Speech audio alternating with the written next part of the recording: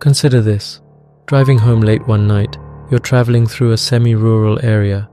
You pass houses occasionally, but for the most part it's just you, the mumbling of late-night radio, and the trees.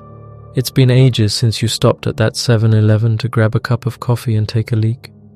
You can feel that uncomfortable build-up and you know you got to go again. You pull off at the first wide gravel patch you see on the shoulder. You jump out of the car, engine running, headlights on. As you relieve yourself into the edge of the woods, your mind begins to wander. You think back to times when you and your buddies would take late-night walks around your neighborhood. Anytime you'd notice a car coming up behind you, you'd all jump into the woods. The car would pass, the driver completely unaware that a group of rowdy, likely drunk teenagers were merely feet away as they drove by.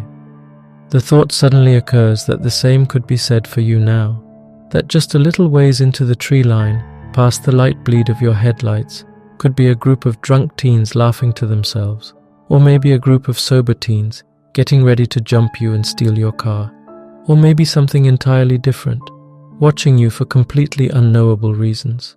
You finish, zip up and hop into your car a little quicker than you'd like to admit.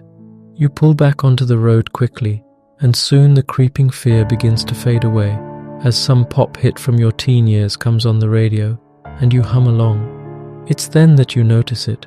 First, it's just a blur out of the corner of your eye to the right, probably an old signpost. Then you see it again a mile or two further on. Then again. This time you're on the lookout for it and you see it coming up on your right. It's as if something bought a cheap nude human costume and had it stretched over its bulbous form. You begin to panic as you find yourself lifting your foot from the gas pedal. The car slows and you can't help but turn your head to view it full on. You lock eyes with it. You're still driving. You can tell you're getting close to home. A lot of time has passed, according to the dashboard clock, that you can't seem to account for. You're drenched in sweat and there's mud all over your shoes and pants, like you've been tramping through the woods.